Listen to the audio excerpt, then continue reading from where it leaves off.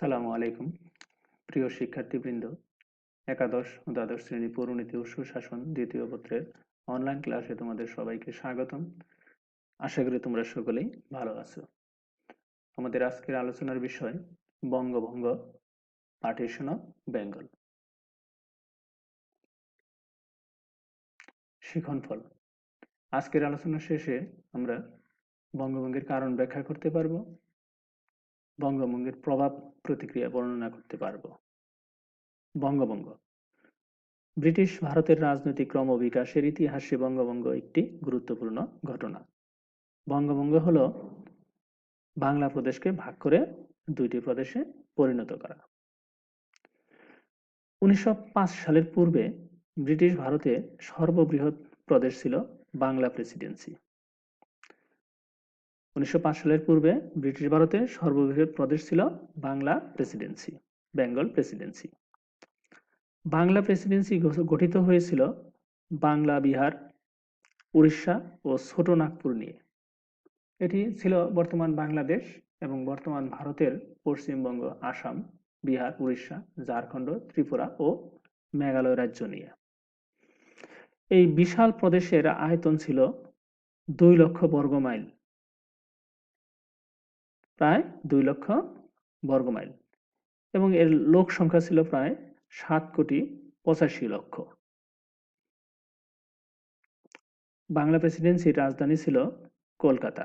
অর্থাৎ বাংলা প্রেসিডেন্সি বিশাল আয়তনের একটি প্রদেশ ছিল, লোক সংখ্যা ছিল 7,85,00,000 এবং আয়তন ছিল প্রায় 2 লক্ষ বর্গমাইল। রাজধানী ছিল কলকাতা। বঙ্গভঙ্গের মাধ্যমে মূলত এই বাংলা প্রেসিডেন্সিকেই বিভক্ত করা হয়। ব্রিটিশ শাসনামলে 1905 সালের 1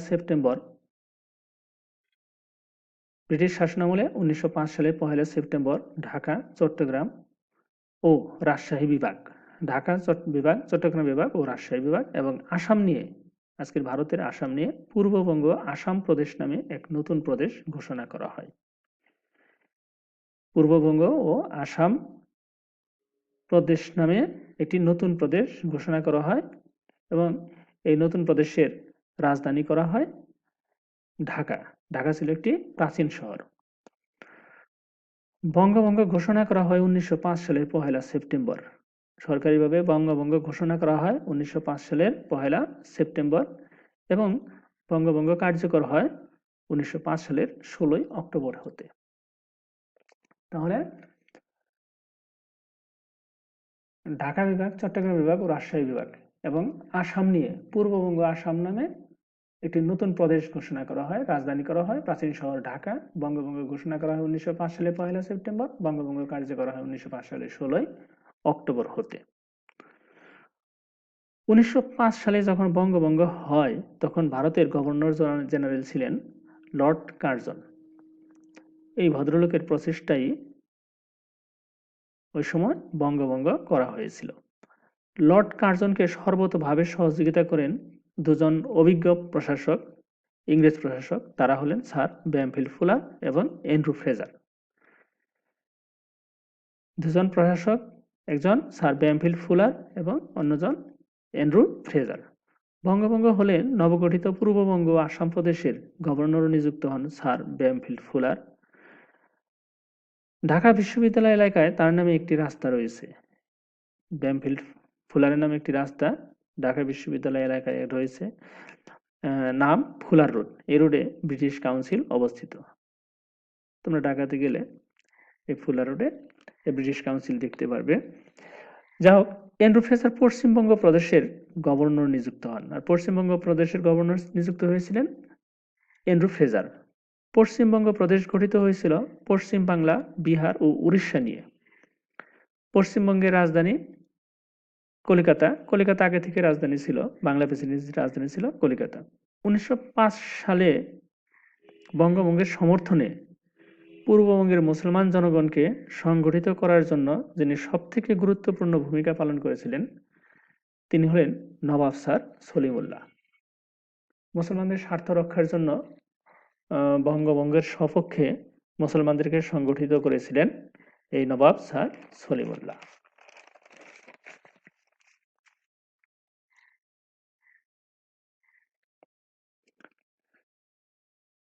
বঙ্গভঙ্গের কারণ।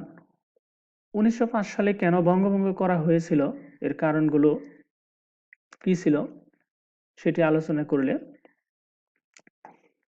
বঙ্গভঙ্গ সম্পর্কে একটি স্পষ্ট ধারণা লাভ করা যেতে পারে। বঙ্গভঙ্গের বেশ কিছু কারণ বিদ্যমান ছিল। কারণগুলো ছিল প্রশাসনিক কারণ, অর্থনৈতিক কারণ, সামাজিক কারণ ও রাজনৈতিক কারণ। রাজনৈতিক কারণ আবার দুই ভাগে বিভক্ত ছিল। একটি ছিল ভারতীয় জাতীয়তাবাদী আন্দোলন নস্যাৎ করা, আরেকটি ছিল বঙ্গভঙ্গের সপক্ষে মুসলমানদের দাবি বা আগ্রহ। প্রতীকী ছবি। পূর্ববঙ্গ কৃষি প্রধান ছিল আর পশ্চিমবঙ্গে মূলত সব কলকারখানা গড়ে উঠেছিল। যাও, প্রশাসনিক কারণ। আমরা আগেই জেনেছি 1905 সালে পূর্বে ব্রিটিশ ভারতের সর্বাপেক্ষা বড় প্রদেশ ছিল কি বাংলা প্রেসিডেন্সি। এর আয়তন ছিল প্রায় 2 লক্ষ বর্গ মাইল এবং লোক সংখ্যা ছিল প্রায় 7,85,00,000। এত বড় একটি প্রদেশ একজন শাসকের পক্ষে শাসন করা খুবই কষ্টকর ছিল। এ প্রসঙ্গে লর্ড কার্জন 1902 সালে ভারত সচিবকে একটি চিঠি লিখেছিলেন। তিনি লিখেছিলেন, একটি মাত্র কেন্দ্র থেকে এত বড় বিশাল জনবহুল এলাকা শাসন করা সম্ভব নয়। চিঠিটি লিখেছিলেন ভাইসরয় অথবা governor general Lord Curzon Bharat সচিবকে, অর্থাৎ ব্রিটিশ ক্যাবিনেটের একজন মন্ত্রী যিনি ভারত সচিব, তাকে চিঠিটি লিখেছিলেন। অর্থাৎ সরকারের দৃষ্টি আকর্ষণ করেছিলেন, ব্রিটিশ সরকারের দৃষ্টি আকর্ষণের জন্য তিনি চিঠিটি লিখেছিলেন। এছাড়াও বিভিন্ন সময়ে প্রশাসনিক কর্মকর্তারা তাদের রিপোর্টে উল্লেখ করেছিলেন যে বঙ্গভঙ্গ করে দুটি প্রদেশ সৃষ্টি করা হলে সুষ্ঠু প্রশাসন গড়ে উঠবে এবং জনগণের দাবি ও সমস্যা মোকাবেলা করা সহজ হবে। ফলে প্রশাসনিক কারণে 1905 সালের 15 অক্টোবর বঙ্গভঙ্গ করা হয়। তাহলে বঙ্গভঙ্গ করা হয় 1905 সালে 15 অক্টোবর, ঘোষণা করা হয় 1905 সালের 1 সেপ্টেম্বর, বঙ্গভঙ্গ করা হয় 1905 সালের 15 অক্টোবর, আর বঙ্গভঙ্গ কার্যকর হয় 1905 সালের 16 অক্টোবর থেকে। বঙ্গভঙ্গের পিছনে অর্থনৈতিক যে কারণ ছিল, বঙ্গভঙ্গের পূর্বে অর্থনৈতিক কর্মকাণ্ডের প্রাণকেন্দ্র ছিল কলকাতা। শিল্প, ব্যবসায় বাণিজ্য, অফিস, আদালত, বিশ্ববিদ্যালয় সবকিছুই গড়ে উঠেছিল কলকাতায়। যেহেতু কলকাতা রাজধানী, এই জন্য সব থেকে বেশি সুযোগ সুবিধা রাজধানীবাসী হিসাবে কলকাতার জনগণই ভোগ করতেছিল। পূর্ববঙ্গের জনগণ, বিশেষ করে মুসলমানরা, সর্বক্ষেত্রে পিছিয়ে পড়েছিল। পূর্ববঙ্গের অর্থনীতি পশ্চিমবঙ্গের উপর নির্ভরশীল হয়ে পড়েছিল। মুসলমান জনগণ ভাবতে শুরু করেছিল বঙ্গভঙ্গ হলে তারা অর্থনৈতিক উন্নয়নের সুযোগ পাবে। পূর্ববঙ্গের অধিকাংশ জমিদার ছিলেন হিন্দু, তারা কলকাতায় বসবাস করতেন। সাধারণ জনগণের কল্যাণ ও সুখ দুঃখের বিষয় নিয়ে তারা চিন্তা করতেন না। পূর্ববঙ্গের জমিদার ছিল হিন্দু, কিন্তু তারা বসবাস করতেন কলকাতায়। এই জন্য পূর্ববঙ্গের উন্নয়ন নিয়ে বা জনগণের কল্যাণ সুখ দুঃখ নিয়ে তারা তত বেশি ভাবতেন না, যত বেশি ভাবতেন কলকাতার উন্নয়ন নিয়ে। অর্থনৈতিক ক্ষেত্রে কলকাতায় হিন্দু সম্প্রদায়ই প্রাধান্য ছিল। সামগ্রিকভাবে হিন্দু ও মুসলিম সম্প্রদায়ের মধ্যে অর্থনৈতিক বৈষম্য দেখা দেয়। এই বৈষম্যের হাত থেকে পরিত্রাণ লাভের আশায় মুসলমান সম্প্রদায় বঙ্গভঙ্গকে সমর্থন করেন।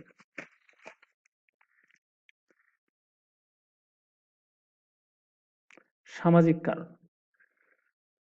1757 সালের পলাশীর যুদ্ধের পরাজয়ের পর থেকেই ভারতবর্ষের তথা বাংলার মুসলমান জনগণ ব্রিটিশ শাসনের বৈষম্যমূলক আচরণের শিকার হয়।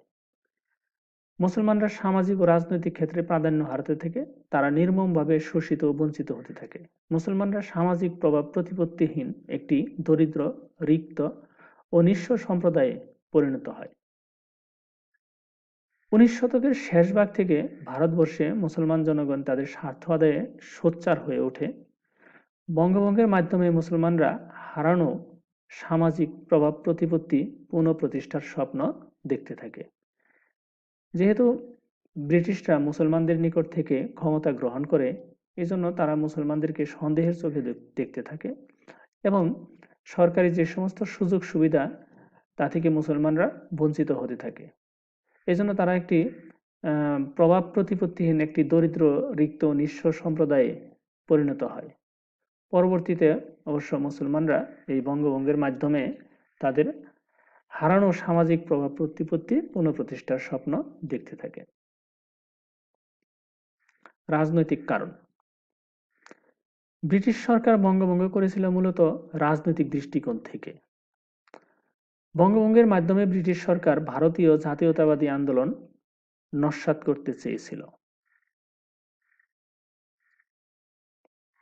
বঙ্গভঙ্গের প্রতি পূর্ব বাংলার মুসলমান জনগণের আগ্রহ ছিল আমরা জানি। 1885 সালে ভারতীয় জাতীয় কংগ্রেস নামে একটি রাজনৈতিক দল গঠিত হয়। এই জাতীয় কংগ্রেসের নেতৃত্বে সমগ্র ভারতবর্ষে জাতীয়তাবাদী আন্দোলন শুরু হয়। আন্দোলনের তীব্রতা বাংলা প্রেসিডেন্সিতেই সবচেয়ে বেশি ছিল এবং আন্দোলনের কেন্দ্রবিন্দু ছিল কলকাতা। সুচতুর ইংরেজ সরকার আন্দোলনের তীব্রতা কমাতে তাদের কুখ্যাত ডিভাইড অ্যান্ড রুল পলিসি অর্থাৎ ভাগ করো শাসন করো নীতি অবলম্বন করে। ইংরেজ সরকার ভারতবর্ষে তাদের শাসনকে টিকিয়ে রাখার জন্য তাদের যে policy divide and rule policy অর্থাৎ ভাগ করো শাসন করো নীতি অবলম্বন করে হিন্দু মুসলমানের মধ্যে তারা সবসময় একটা বিরোধ তৈরি করে রাখত। বঙ্গভঙ্গের মাধ্যমে তারা জাতীয়তাবাদী আন্দোলন নস্যাৎ ও আন্দোলনকারীদের নিষ্ক্রিয় করতে উদ্যোগী হয়। অন্যদিকে নবাব স্যার সলিমুল্লাহর প্রচেষ্টায় পূর্ববঙ্গের মুসলমানরাও তাদের ভাগ্যের উন্নয়নের জন্য সরকারের প্রতি দাবি জানায়। যাই হোক, বঙ্গভঙ্গের কারণ আলোচনার শেষে আমরা এটা অনুধাবন করতে পারি যে বঙ্গভঙ্গের মূল কারণ ছিল রাজনৈতিক। বঙ্গভঙ্গের মাধ্যমে সুচতুর ইংরেজ সরকার তাদের ভাগ করো শাসন করো নীতির প্রয়োগ ঘটিয়ে উপমহাদেশের দুইটি প্রধান ধর্মীয় সম্প্রদায় হিন্দু ও মুসলমানদের মধ্যে বিভেদ সৃষ্টি করে। এর মাধ্যমে তারা ভারতীয় জাতীয়তাবাদী আন্দোলনকে নস্যাৎ করে ব্রিটিশ ঔপনিবেশিক স্বার্থ রক্ষার প্রচেষ্টা চালায়।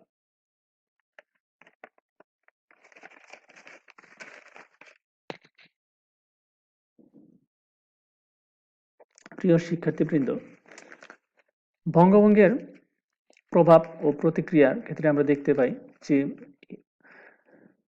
পশ্চিম বাংলার হিন্দু আর পূর্ব বাংলার মুসলিম সম্প্রদায় বঙ্গভঙ্গের প্রতি তাদের বিপরীতমুখী প্রতিক্রিয়া প্রদর্শন করে এবং এদের উপর বিপরীতমুখী প্রভাবও বিস্তার করে।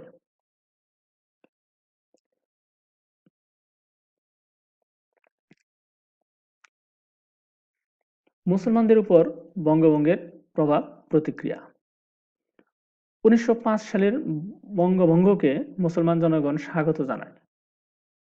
নতুন প্রদেশকে পূর্ব বাংলার জনগণ আশীর্বাদ হিসেবে গ্রহণ করে। মুসলমান জনগণ স্বপ্ন দেখতে শুরু করে যে নতুন প্রদেশে তারা অর্থনৈতিক, সামাজিক ও রাজনৈতিক ক্ষেত্রে উন্নতি করতে পারবে। এসব ক্ষেত্রে তারা নিজেদের স্বার্থ রক্ষা করতে সক্ষম হবে। বঙ্গভঙ্গের ফলে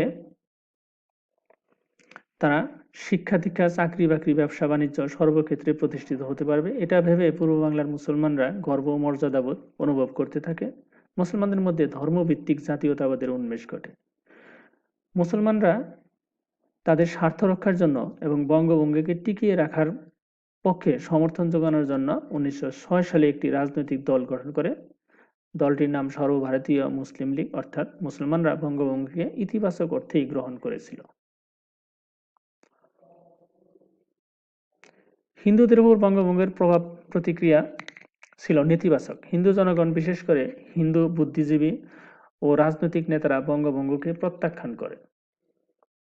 তারা বঙ্গভঙ্গকে বঙ্গমাতার অঙ্গচ্ছেদ বলে ক্ষোভ প্রকাশ করে। জাতীয়তাবাদী চেতনায় বিকশিত হিন্দু নেতাগণ মনে করেন যে ভারতবর্ষের স্বাধীনতা আন্দোলনে ঘনিষ্ঠভাবে যুক্ত বাঙালি মধ্যবিত্ত শ্রেণীকে ধ্বংস করে দেওয়ার জন্যই বঙ্গভঙ্গ করা হয়েছে। হিন্দু লেখক, সাহিত্যিক, বুদ্ধিজীবী ও রাজনৈতিক নেতাগণ বঙ্গভঙ্গকে বাঙালি জাতির বিকাশমান ধারাকে নস্যাৎ করার গভীর ষড়যন্ত্র বলে প্রচার করেন।